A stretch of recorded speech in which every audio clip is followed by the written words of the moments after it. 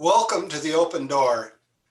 Jim Hannick here with fellow panelists Mario Ramos-Reyes and Christopher Zender. Today, we'll discuss the surprise popular series, The Queen's Gambit, and what it tells us about the corrosive Netflix effect. Our special guest is Josh Herring. His work has appeared on Public Discourse, the Imaginative Conservative, and the Federalist. He is Dean of Students at Thales Academy. Josh has a Master of Divinity degree and is a doctoral candidate at Faulkner University. As always, we begin in prayer. Come, O Holy Spirit, fill the hearts of your faithful and enkindle in them the fire of your love. Send forth your Spirit, and they shall be created, and you shall renew the face of the earth. O God, who has taught the hearts of the faithful by the light of the Holy Spirit, grant that by the gift of the same Spirit, we may be always truly wise and ever rejoice in his consolation through Christ our Lord. Amen. Josh, as we get started, could you tell us a bit about your background? Sure, and please do let me begin with just thanking you for the invitation. This was a delight to get to come on your show and talk about the show and the book a little bit. So I'm a graduate of Hillsdale College for undergraduate. That's where I did a bachelor's in history. And then I went on to Southeastern Baptist Theological Seminary.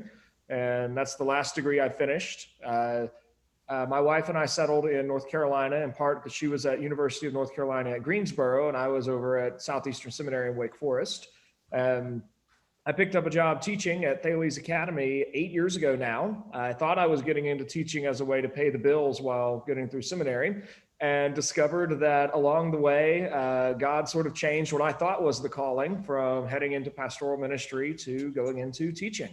That's been 8 years since. Last year, literally about a year ago now, I got a promotion to become Dean of Students and get to sort of straddle half administration and half teaching. For the past year, I've been having a diminished teaching load, but have some more administrative responsibilities and a bigger role in helping to form a positive school culture at our high school and middle school. We're a 612 campus. 3 years ago, I started a doctoral program with Faulkner University. I'm working through their Great Books Honors Program. And yeah, I think that's, oh, I should also mention, I do have a deep love for speech and debate. That sort of turned into a hobby that grew into a part-time gig. So now I coach a growing team. I was just looking at our next tournament. I'm trying to get as many of our 30 regular competitors at the next tournament as possible. So yeah, that's me. Well, we know that Mario Ramos-Reyes is a classicist of some renown, and he'll probably want to ask you a bit about the curriculum at Thales Academy.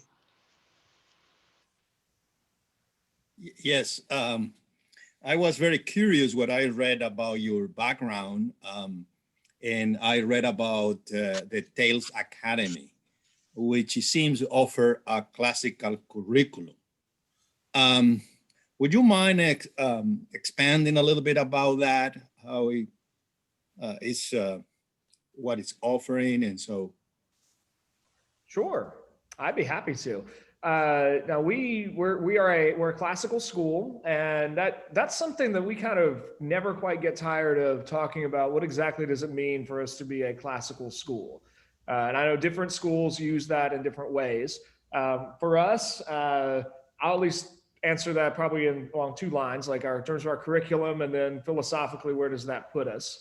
In terms of our curriculum, it does mean that it kind of commits us to a certain pathway that we're kind of always following. All of our humanities subjects are lined up in terms of they go through ancient and then medieval and then modern.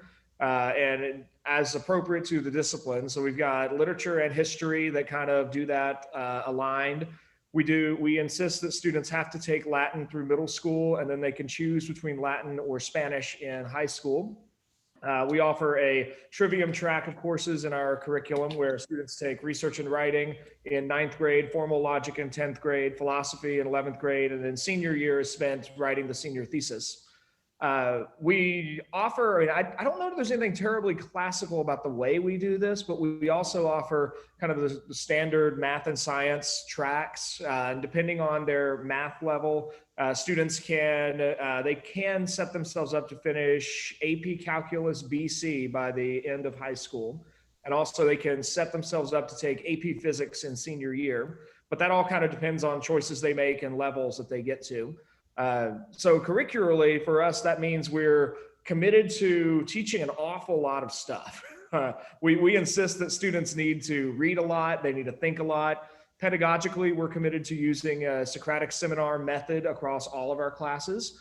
We don't throw lecture to the side completely. I find that there are times when, like if I'm going to set up a discussion of Immanuel Kant's categorical imperative, I need to teach them what that is. My 11th graders are not capable of just reading Kant without help. They need some help, but we build to the point where we can have a free-flowing conversation about Kant. So all of that's in terms of our curriculum. I have trouble sometimes thinking about what does it mean philosophically for us to be a classical school, because there are some schools, particularly in the Catholic classical tradition, that have a much more clear, firm philosophical basis. We're a secular classical academy. We have students from all faith backgrounds and no faith backgrounds. That makes it trickier sometimes for us. But philosophically, we do have a few convictions that we've kind of worked into our language. The first of those is that we are committed to a position of human dignity. We think that human beings have a certain amount of value, and what we're doing as a classical school is helping our students understand who they are and what role they have to play in the world. We also make the sometimes shocking claim that virtue, truth, and happiness are all real. And those are real things that we can find through study. And so we have a system of virtues. We call them the 15 Thales outcomes that we insist that students do all actually need to embody. They actually need to seek truth, and they need to be people of integrity. And if they do that, I think we tend to concur with Aristotle that living a virtuous life is the best place to find happiness. No guarantees of a happy life, but that's where we think we'll find it. The best description I've run into recently, at least, that I think helps navigate some of our tensions as a school is from Carl Trueman's new book on the triumph of the modern self. He talks about a distinction between poiesis and mimesis, where sometimes we're kind of stuck at this tension point as a classical school, where we do believe that every student has the ability to make himself or herself into the person they're becoming. And they do have a lot of things about the world that they can create through their choices. But at the same time, we do think there is a reality that they have to discover. They have to learn. They need to know things. And so we're kind of constantly trying to help students choose to become their best selves while also helping them discover things that are really unchangeable about the world. So all of that, at least, is what is kind of stewing around in my mind when we say we're a classical school. It's all of that. It's also all the apparatus of just a school. Food and discipline and carpool lines and all those things. So I've been rambling. Any other thoughts? Well, we're going to very shortly turn to the Queen's Gambit, and Christopher Zender is going to lead us in that direction. He allows us how his daughter, one of his daughters, has just finished the whole series. But you mentioned Kant. And I wonder how much you're able to keep abreast of the latest Kant scholarship. For example, just recently, in a German library somewhere, a small pizza order of Kant's was found. Yes, they had pizzas back then. And on that pizza order, he wrote, hold the antinomies.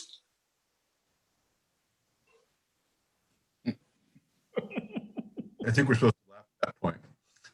Oh, Christopher Zender, who follows German research and all of that and doesn't like anchovies. Now I think he's poised to move us back into the sphere of sobriety. Of course, as always. Yeah, before we go into the Queen's Gambit, just quickly, why the name Thales? That's a great question. I think it brings in kind of at least two different parts of our school. Our school is founded by a gentleman named Bob Luddy, who is first and foremost an excellent businessman. And Thales was kind of marketing wise, it was unclaimed territory as part of, we're looking at a school. But at the same time, Mr. Luddy is not only a consummate businessman, he's also a thinker. He's very well read. He loves the fact that Thales of Miletus was somebody who was at the cutting edge for his time of proto-scientific thought, in the sense that Thales was one of those pre-Socratic philosophers who was pretty early on, he was unsatisfied with the status quo answers of his day. Creation was not really explained just through ancient mythology. He was looking for different answers. And so for Mr. Luddy, I mean, that really became part of what he's wanting our school to really embody, is that sense that we're not just we're not simply taking the same answers that have always been given and simply parroting them. We're looking to take what has been given and curate it and find the best answers for kind of classic questions that have always been part of the human experience. So Thales Academy kind of hits both of those practical needs of a school, that we do need to have a name as a school that's unique and helps us to expand, but there's also kind of a weightiness there that we can find helpful things about Thales of Miletus in that for our school. So Thank you. Yeah, it's strange I should be asking this question because I've never read the novel called The Queen's Gambit, and I never watch Netflix. So,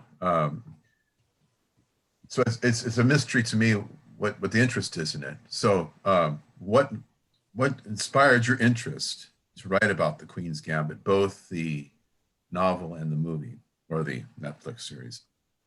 Yeah, the naming there got tricky. I went through several different revision steps in the essay, trying to figure out how do I distinguish between these two different versions of the story. Honestly, I don't have a great answer for your question. I read about it in part because I watched the show, because Netflix threw it on the top of my queue and said, hey, this is this is ranked #1 nationwide.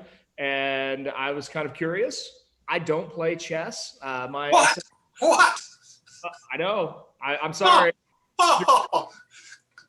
I say I don't play chess. I mean, I don't play chess in the sense that you see in the show. Like the show kind of it demonstrates the strategy of chess, and it takes you into the mindset of someone who can use the language of chess, like C4 and B5, and name all of these people and moves. And I don't know what any of them are, but the show it explains it as you go. I watched one episode expecting to be giving kind of a sort of a 5-minute test. Am I interested in this show? Is it worth the story? I was immediately hooked. I also liked the fact that it was a complete story in 7 episodes. It was not an endless saga that I was going to be trapped in for years if I really am committed to the show. And I thought the show was really, really good. I liked the show a lot. It was not nearly as gross as a lot of Netflix original programming tends to be. And I wanted more. I was like, okay, what happens next? What's behind this? And a little bit of internet searching revealed that it's based on the 1983 novel by Walter Tevis of the same name, The Queen's Gambit. So I ordered the book and I read the book. And what struck me as really interesting was the distinction between two very different ways of telling the same story. And it's not even that they're wildly divergent. It's just they're going off from a single point. The story remains the same. It's about a young woman named Beth who has a shockingly intuitive grasp of chess. And by the end of the story, spoiler, I guess, but not really, she does beat the Russian Grandmaster international chess player guy. But the way the story was told, I thought struck me as like really interesting. And that tends to be my sort of writing process. I just kind of read and think about stuff and watch shows and think about them. And eventually I brought in so much that something has to come out. And usually it's the form of an essay. So I don't know if that's really an answer to your question or not, but I sort of was intrigued and just kind of kept following it. And then woke up one morning with an essay bubbling out and typed it out. And then Public Discourse liked the essay. So there we go. Yeah, that answers the question. Fine. What do you think the differences between the novel and the movie are for those who haven't read your essay? Sure. I think the real difference of it is really I think it has a lot to do with the difference in what the way human potential is portrayed.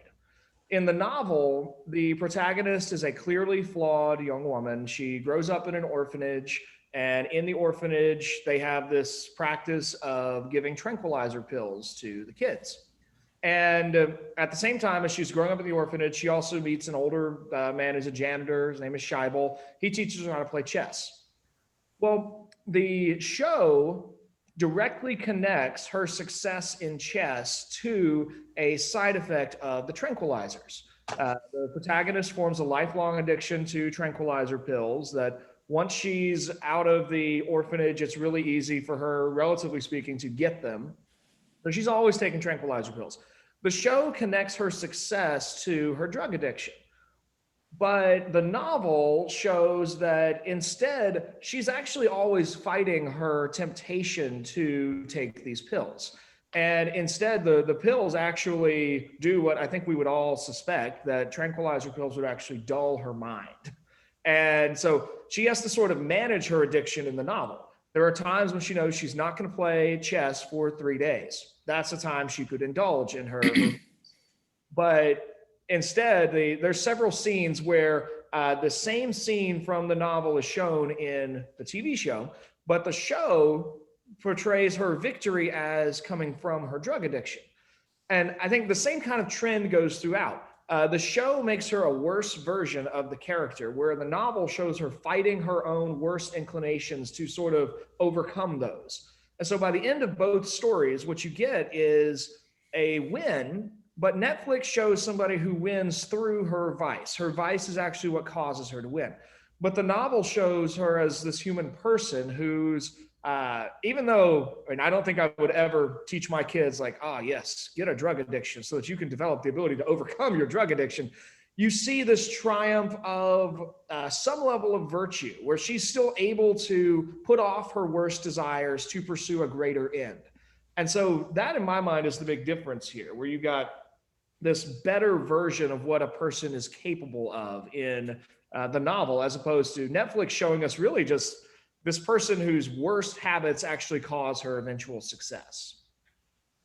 So success through dissipation is the movie. Yeah. I think so, though at the same time, I don't want to downplay that it really is it's a good show. Like it's well plotted, it has great characters, the settings are gorgeous. All the techniques of modern storytelling through film are there. It's excellently crafted, but it's the messaging that seems different.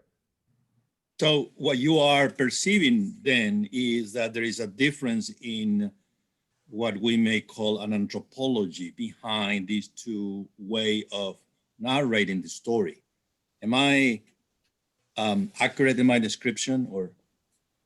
I think so. I think Netflix anthropology sees us as purely material creatures who, when we can, and since we're only material, whatever brings us pleasure is ultimately best.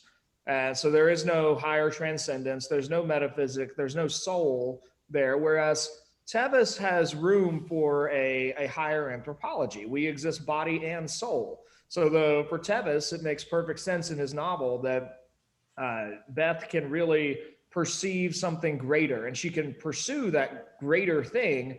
And so she's really maybe to use some of Plato's language, she's ruling, the head is ruling the heart rather than there being just the heart and the desires. So the novel then has a more classical anthropology, and then the movie or the series has a, we may call, I don't know, modern, some kind of modern type of anthropology, but not all modern, because if you compare it with Kant, probably Kant would completely disagree with that.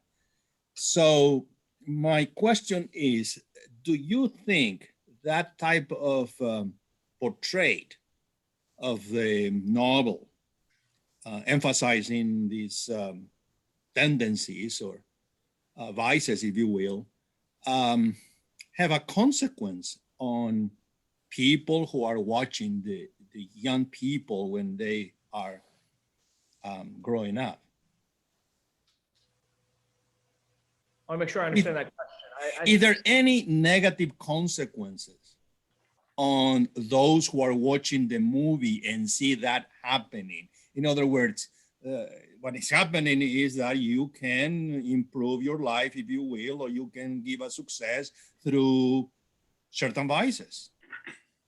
I definitely think there's a direct impact, or maybe direct is the wrong word there, but there's definitely a connection. And I want to limit the connection to the level of critical engagement that's brought to the show or to whatever somebody's consuming. And I think it's sort of a truism that the garbage in, garbage out. There's a lot of truth to that. So I think for people viewing, for particularly children and teenagers viewing that, who are taking it in without any kind of thought, without analysis, without weighing, what am I consuming here? I think there's definitely there can be a very clear subconscious influence.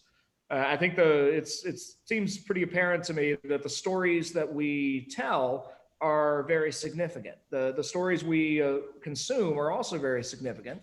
I mean, stories are a phenomenal way of conveying moral truths and certainly, or even moral principles that then can be lived out, whether they're true or false.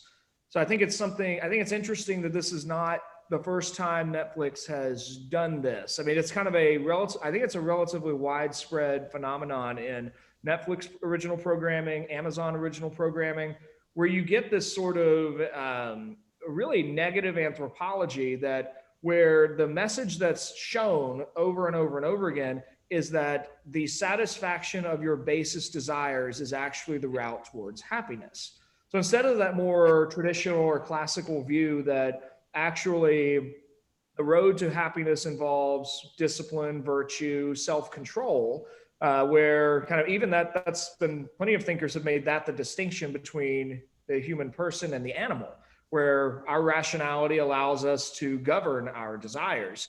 Whereas my cats, my dogs can't govern their desires really, except through a bare minimum pleasure pain dynamic. But that's not even really rational as much as like they know they don't want me to like hit them or starve them or whatever. I don't starve my pets, just lest anybody be ready to file a lawsuit or anything. But there's something there that's really different for people. And I think there definitely is something that's going on in the way those stories are told. But I mean, that's also kind of endemic, I think, it's wider even than just online streaming. I mean, that's also pretty common in modern novels and modern literature as well. I mean, so I think we still have a pretty widespread effect, if you will, but there's a dilemma. There's a problem there if the constant stories that we consume and that we begin to believe and we begin to live out are that what will make me happy is getting the lowest, worst thing that I want. And we're missing something if that's the greatest good that we can aspire to. One of our readers and one of our listeners submitted a question. And since you're a debater, I put the question in the form of the debate. Resolved. Netflix is really just one player in a larger feedback loop designed to perpetuate a damaging message, much like a virus that replicates itself to infect others. You're going to debate that? You're going to take the affirmative? You're going to take the negative? Divide the question? Oh, so many avenues. If anybody does want to actually have this debate, I am happy to host it over on my podcast, What's the Res? We do debate analysis and occasional live debates when we have good resolutions. This could be really fun to debate. I always teach my students that you can't really just debate the side you initially agree with. You have to, if it's really going to be a debate, you have to be able to jump sides. So I make all of them write affirmative and negative cases on whatever resolution. So my initial gut would go with agreeing with this resolution. And a lot of things we've already been discussing. I mean, I think this is, Netflix is just one of many players in an online space that doesn't have a lot of the restrictions that traditional media has to deal with. I mean, we don't have decency laws interfering with Netflix's creative license. And in the absence of those structures, Netflix seems to have total freedom. But it's a total libertarian freedom in the sense of like, freedom means I can do whatever I want as long as I don't hurt anybody. But they're missing what I would argue is really the older sense, like Augustine's understanding of freedom, where freedom is the freedom to do good. If you do wrongly, you've actually misused your freedom. Your freedom was freedom to do the right thing. That's really what Netflix is all about. But I think, ultimately, if I was actually arguing AF on this one, I would want to spend a lot of time on that first clause. Netflix is really just one player in a larger feedback loop. Netflix is probably an obvious symptom, but it's really just a symptom. It's not itself the cause. The cause would push us back towards a much larger discussion about modernity, post-modernity, some of the things that Charles Taylor identifies in his book, A Secular Age, and the Immanent Frame, and the loss of a larger metaphysic where we can actually affirm things are true, good, or beautiful. That's where I would probably want to go on AF. Now, if I was going to argue neg here, I would my negative analysis would focus on this is the necessary price tag of freedom of speech and artistic creativity. Those are kind of my initial argument angles, I think. I was like, if we're really going to affirm freedom of speech, then we have to affirm that this kind of use of freedom of speech is itself good if we want to affirm freedom of speech of other things. And I would then probably want to go find counterexamples where Netflix has actually created really good stuff. Last night, I watched the Netflix version of J.D. Vance's book, Hillbilly Elegy. And I was enthralled. I mean, that was an excellent movie. It was, and J.D. Vance at least has gone on at least one interview affirming Ron Howard's directorship and Netflix's general curation of his book. It's not to say that Netflix always creates terrible things. And even in the middle of terrible Netflix shows, which I honestly would probably put their new steamy romantic thing, Bridgerton, it's pretty bad in places. But it also has some great moral truths in the middle of garbage scenes.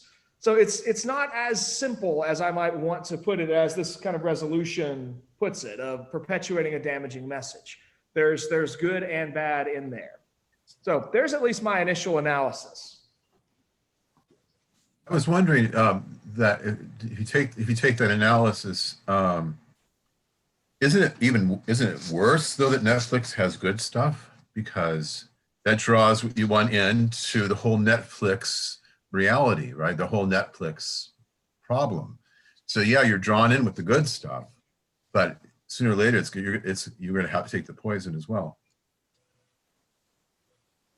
I think that's a very fair analysis. And I mean, honestly, that's part of why I think, I don't think we're alone in this. My wife and I have this pretty consistent pattern of getting Netflix for 2 or 3 months, and we'll watch stuff that we want to watch on Netflix, but then it's as if we've exhausted everything that's actually of value there.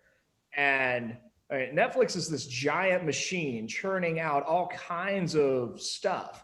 And some of it is actually like really good. I really like it, but we exhaust that pretty quickly. So I think I would push back rather than like a wholesale rejection. I would probably go back to, this involves a analysis and discretion, and maybe the older language of prudence is helpful here. That this is a place for prudently evaluating, is this actually good for me? Is this something I should watch? And maybe if there is nothing that is, what was St. Paul's line? Whatever is noble, whatever is good, whatever is true, whatever is beautiful, think on these things, brothers. If I've run out of stuff that fits those criteria, it's about time for me to cancel my subscription again. How about this, though? The question is good for me, but is Netflix good for society? Oh, Netflix is terrible for society. Okay, so should we even at all be supporting it, given what it does? I find that really hard because I don't want to. And honestly, it was one of my hesitancies about putting this article out there as a. I think it's really easy to get to the point of saying, here are these 5 clearly morally problematic things. Therefore, we reject the whole system within which those 5 morally problematic things exist. And I just don't know that that's possible.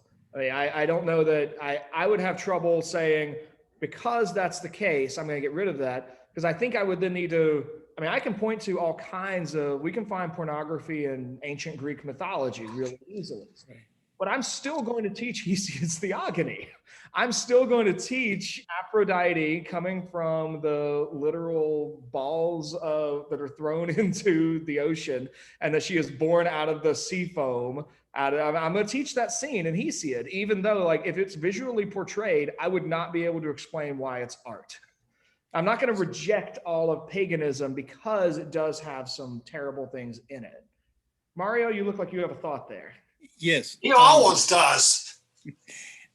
A few things, but I'm not sure that I'm going to summarize them. But I'm just thinking about what you are saying. What we need, correct me, I'm wrong, is a judgment about what we see. So a judgment means a way by which we are evaluating what we are seeing, and then we convey to the young people, if you will, the method by which they can assess what they are watching. Otherwise, we are going to live in, I don't know, in a ghetto. And we live in the world. And that leads me to what you already said. The classicism that you are teaching in itself is good, but then we live in a world which is not precisely shaped by that view. We live in a liberal democracy, which is mainly procedural. There's no substantive values anymore. But we need to somehow reconcile to, or at least survive there. Now, my question is, to what you attribute these ideas that are conveyed by Netflix? It is because there is a disease, these are Jacques Maritain words, come from modernity. And if that's the case, when we convey our ideas, then we can persuade other people. Or if that is the case, is that really enough for us? In other words, if we counter an argument to what is being portrayed there, is that enough for the young people to be persuaded? Because what I notice in young students is that for them, there are rational evidences that are evidence for them. In other words, they are being persuaded by watching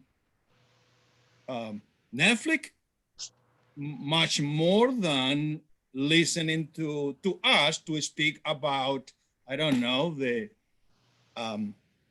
ontological argument. What do you think is the best way to address that? Man, well, I'm just going to point out that is the $1 million question. I think every teacher, every professor in America would agree with you that our students would much rather binge the latest season than they would attend class and listen to a discussion on the ontological argument. Well, since this is a Christian show, I'll just answer your question honestly at first. And so I think the root of the problem is the doctrine of sin. I mean, I mean, the people's internal inclinations are first and foremost sinful. We gravitate towards laziness rather than work. We gravitate towards vice rather than virtue. Education can go to a certain degree, can mitigate some of those sinful desires, but I don't think education can replace, it can't get rid of those sinful desires. That requires that literally is the grace of God through the resurrection of Christ that can literally bring the dead soul to life within the person and can give them a new heart. I think that's why you see throughout the Old Testament, people of Israel are continually surrounded by evil. And even though they have the literal word of God, the living word of prophets, the memory and action of miracles in their very midst, they still are tempted by the orgies of Baal and Asherah all around them, all throughout the Old Testament. It never goes away. And so I think there's part of that is just like, that's always been the case. I think it will always be the case. The form of the temptation may shift, but the reality of the temptation is unavoidable until Christ's return and all things are made new. All that being said, I do think that part of what we're looking at there is really, a lot of it has to do with, I think, creating or doing everything we can to help students cognitively know when they are harming themselves. So particularly when following their desires in a somewhat innocent direction could lead to the erosion of their ability to actually perceive truth, beauty, and goodness. That's one thing if you're just gonna like do a bad thing and it has no actual effect. There are very few of those. I don't even know what that would be. But it's a really terrible problem when the habits that we develop literally remove our ability to perceive what is good. And all we can do is perceive what is bad. I'm thinking of pornography there, but the example I usually use in my class is drugs and the way that long-term drug addiction removes people's ability to taste things. And my comparison is usually, if I have a younger crowd, I'll stay away from drug comparison. I'll talk about drinking Coca-Cola to the extent that you cannot perceive the distinction in other things anymore. And just like sugar washes out all the flavors. So if people are literally harming themselves through the media they consume, I think that puts on those who perceive the harm kind of two responsibilities. On the one hand, we should be waving a flag and saying, you are hurting yourself. I can't take away your ability to choose the bad thing, but I should so constantly remind you that you're choosing the bad thing that your conscience is provoked and awakened. But secondly, I do think we should use, and I mean that in a rather utilitarian sense, like use the human inclination towards beauty in our favor. I think this is where Tolkien and Lewis were absolute geniuses in that I think Lewis probably a little more intentionally so than Tolkien, but both of them created beautiful stories that engage the mind, engage the soul, and are reawakening a sense of wonder, all without the reader knowing it. I read Narnia probably 50 times between ages 7 and 12. I had no idea that I was actually getting a dense 3-layer theology class every time I worked through books 1 through 7. But Lewis did that through telling great stories. I don't want to just like rail on Netflix. I also want to say like this calls, and I'm not this, I can't do this. I've tried to write novels and short stories and poems. They're terrible. But I think there are people, I think God is calling men and women in Christendom to literally make better stories. Don't make the terrible Christian movies that I grew up with. I'm thinking of the Left Behind, the movie from when I was like 12. That was awful. Don't make that. But make movies that are of the level of quality that Pixar makes. And make them that are so good that they enchant the mind and they sort of undo the bad stuff that consuming bad media does. So let me backtrack a little bit here and lead us into the deep pools of philosophy and theology. where you've already shown us that you're not fearful to swim. On inclinations, the three of us are a pretty nasty group, but we're all Thomists, and we all believe as Thomists that the way we first of all identify the goods for the person is through our inclinations. And it seemed to me that you were saying something like we're naturally inclined to what's not good, whereas it seems to us that we're naturally inclined to what is good. And it seems to us that we're a pretty nasty bunch, but we're not nasty through and through. And because of that, even our nastiness, we can turn towards the good.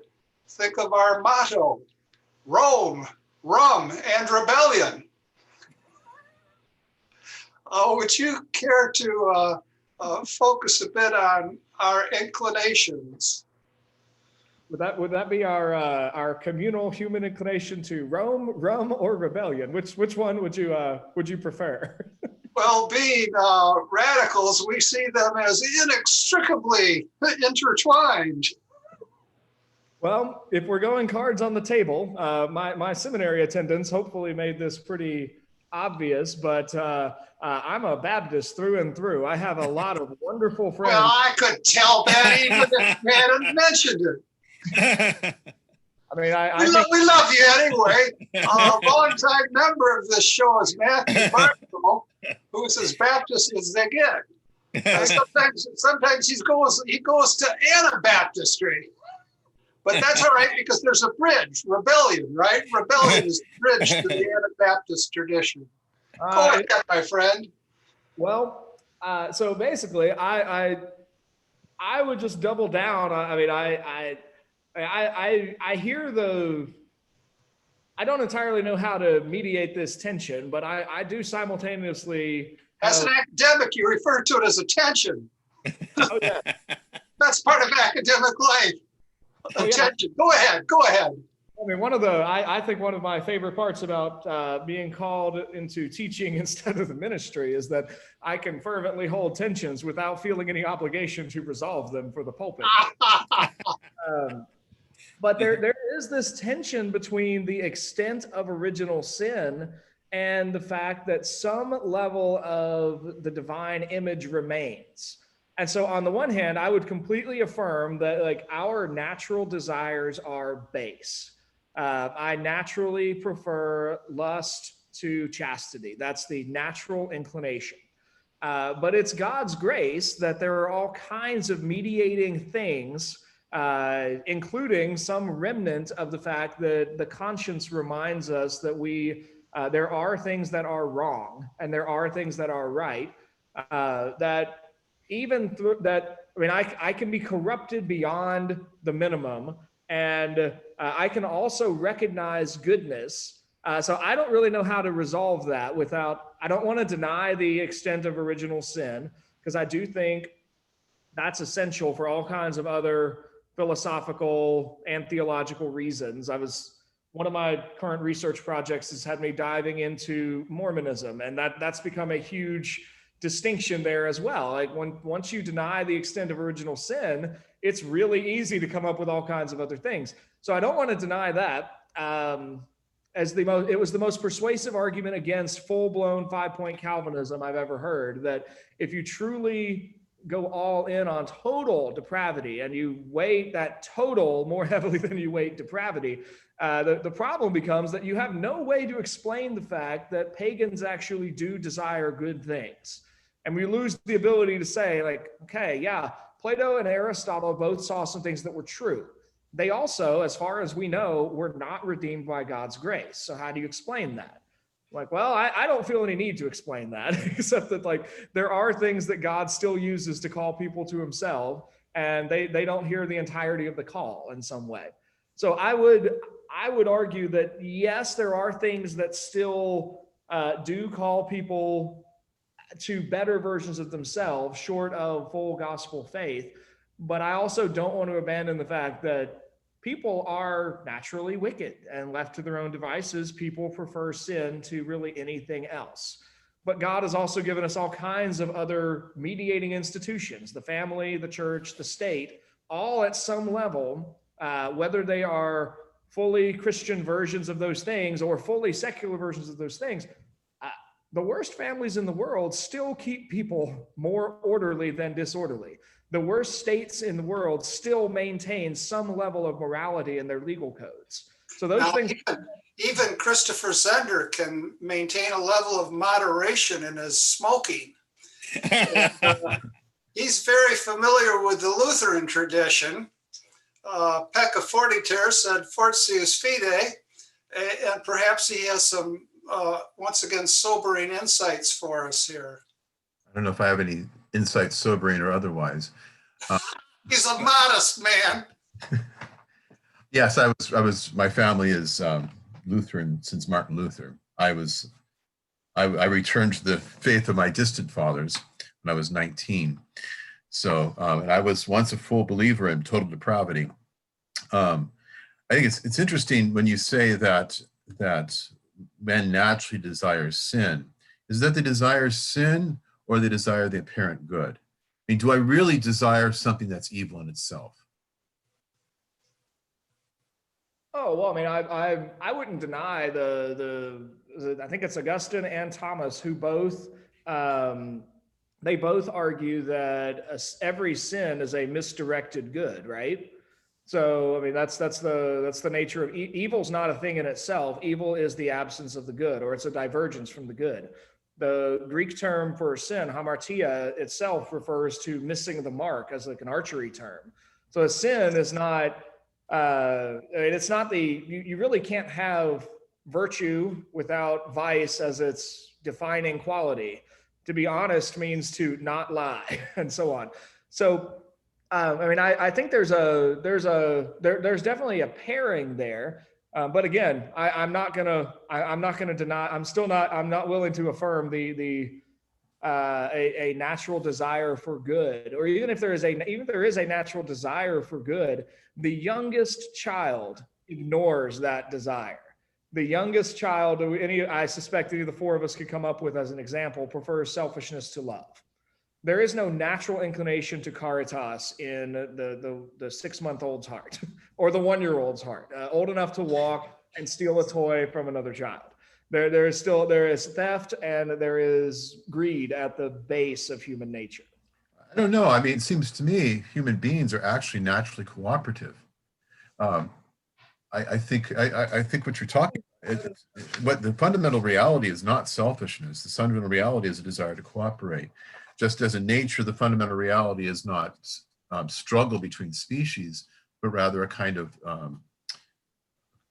natural cooperation. I think biology has shown that more and more. So I guess I would disagree with that. I think, yeah, we do, even like you talk about the temptation towards idolatry found amongst the people of Israel. I think it was St. John Chrysostom who suggested that was actually a kind of desire for the incarnation, that they wanted to have God as something they could actually see. They wanted to have God revealed to them, and being the fact that since the case was that they were carnal, that took very bad forms, but it's actually rooted in a desire for God. So that actual spiritual spark is still there. It's just easily corrupted. Can we take a test case from the arts? How about this? You're speaking with your class, this class or the other class, and you say, probably none of you want to be creative. And since none of you really want to be creative, I'll teach you the Netflix formula. The Netflix formula goes something like this. We'll have the pilgrims versus the expressive individualists. And, the pilgrims are piss poor, and who would want to be like them? So you want to join the expressive individualists. Now, here's a chance to write 20 episodes in a new Netflix series in which the pagans nonplus the putrid pilgrims. And it'll be easy. Won't be creative, but this is the way you can go forward.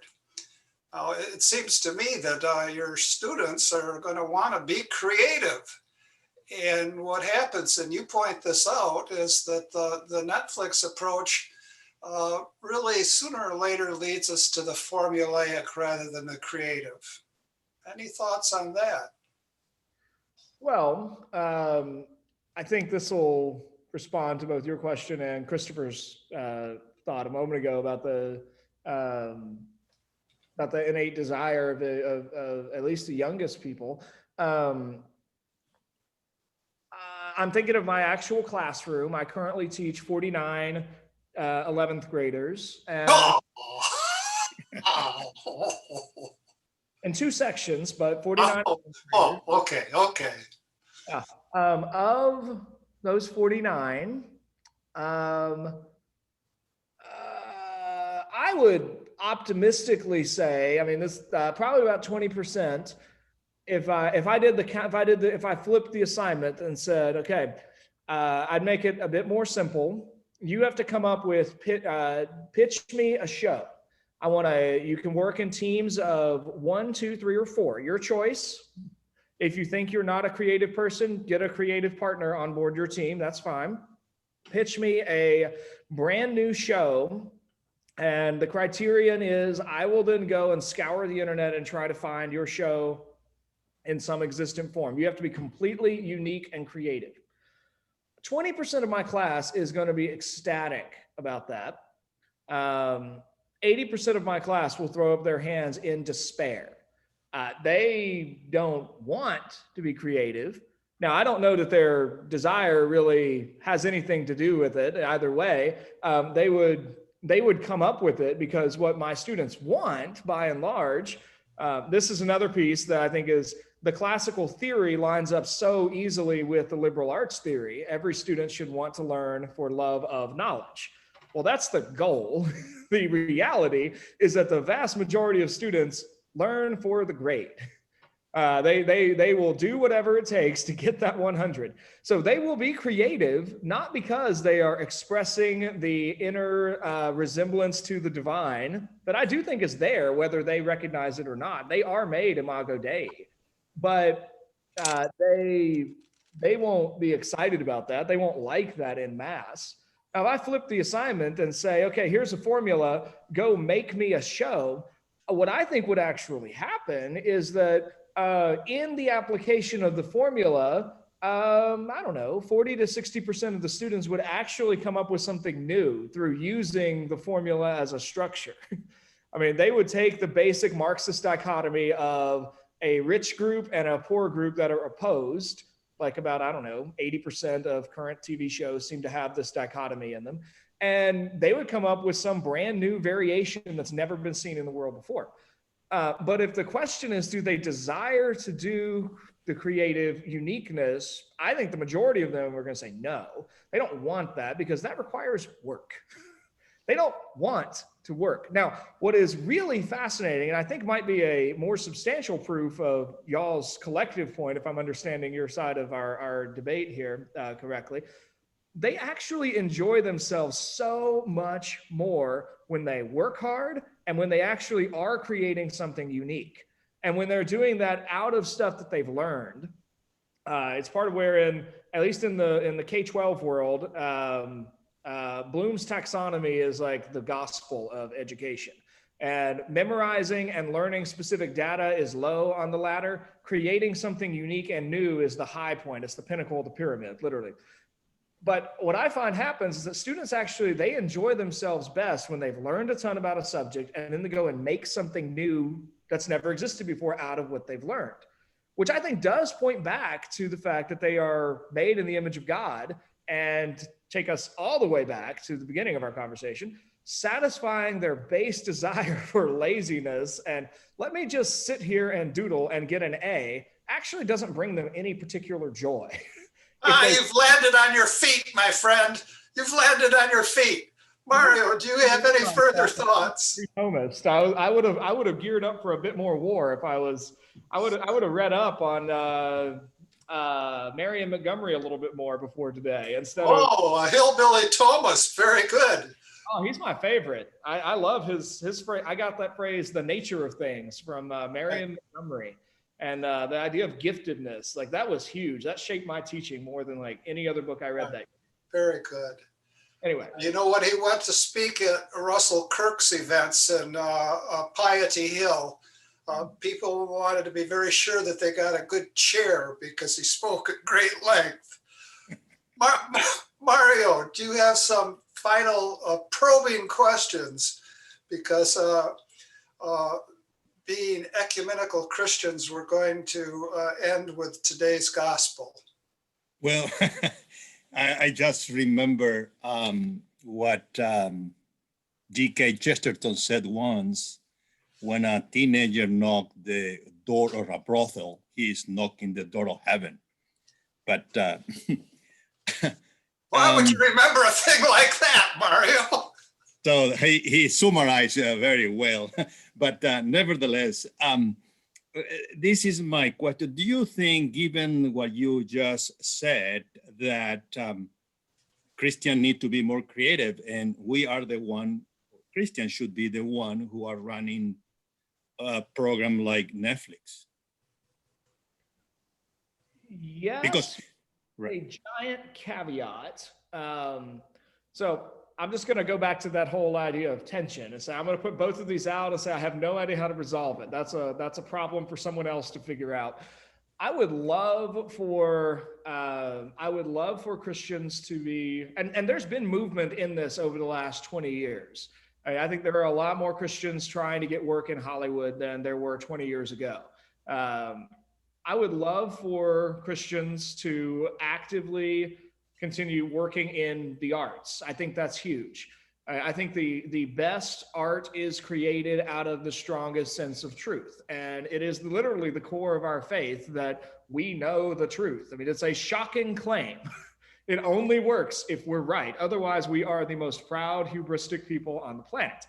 If we're right, everyone else is wrong.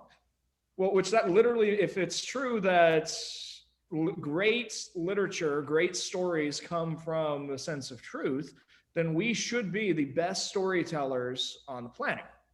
At the same time, particularly in American Christianity, we would need an enormous, I have no idea how to deal with the fact that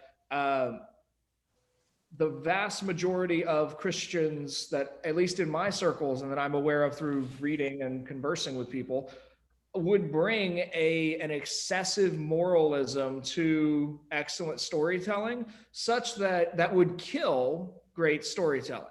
For example, one of my favorite authors is a novelist. His name is Brent Weeks. He's another Hillsdale grad. He was about a decade before me. He wrote an amazing trilogy of, it's called the Night Angel trilogy. It's all about the morality of assassination and the question of, if you have the ability to assassinate an evil person, should you? Well, he went from there. That was a great trilogy. He just finished his second series. It's a 5-book series called the Lightbringer Quintilogy, I suppose. But in there, it's his 5th book has the most beautiful expression of the doctrine of God that you have ever read in a novel. I think he's right in that same tradition of Dante and Milton, but for 21st century in the form of high epic fantasy. At the same time, his novels are racy, his characters are raw. He intentionally, I listened to an interview he did on a podcast about a year ago. He intentionally, when he wrote his books, he decided, he tried to find a Christian publisher. Nobody would touch his books because the stories he wants to tell, they contain too much raw human grit. It's the underside of the human experience. Christian book publishers won't touch it. Instead, they'll publish, I used to love Gilbert Morris until I cracked the formula and then was bored to tears. They'll publish 1,000 reprints of Gilbert Morris's Evangelical Methodist History of America. They won't touch a raw storyteller who actually uses profanity in his books. So, and again, but that also gets into the tension. So I would love to have Christian storytelling that has all of the excellence of mainstream storytelling that also is faithful to the traditional doctrine of the church. How to mediate all that? No idea. But there's my thought on your question, Mario. Excellent. Thank you. I have one very short postscript that we could put in the form of a fraternal correction. And then that'll be enough of our wisdom, and we'll move to the wisdom of the scriptures. You use, Josh, the term consume, as in consume this work of art, that work of art, this television series, that television series. And more we're hearing today about consumers of the news. Wouldn't it be better if we scrapped that term, at least we ourselves scrapped it, and talked about critical engagement with the classics, critical engagement with the news, rather than to talk about consumer. We have consumerism enough, and I don't think we really want it to consume the discourse of art and rhetoric. I think that's an excellent fraternal correction. I appreciate that. All right, if you'll make a $20 contribution to the open door, you can show your deepest appreciation. And now, as we say around here, forward lurch from the gospel for today. John. Jesus decided to go to Galilee, and he found Philip, and Jesus said to him, "Follow me." Now, Philip was from Bethsaida, the town of Andrew and Peter. Philip found Nathanael and told him, "We have found the one about whom Moses wrote in the law, and also the prophets, Jesus, son of Joseph, from Nazareth." But Nathanael said to him, "Can anything good come from Nazareth?" Philip said to him, "Come and see." Jesus saw Nathanael coming toward him and said of him, "Here is a true child of Israel. There is no duplicity in him." Nathanael said to him, "How do you know me?" Jesus answered and said to him, "Before Philip called you, I saw you under the fig tree." Nathanael answered him, "Rabbi, you are the Son of God. You are the King of Israel." Jesus answered and said to him, "Do you believe because I told you I saw you under the fig tree? You will see greater things than this." And he said to him, "Amen, amen, I say to you, you will see the sky opened and the angels of God ascending and descending on the Son of Man."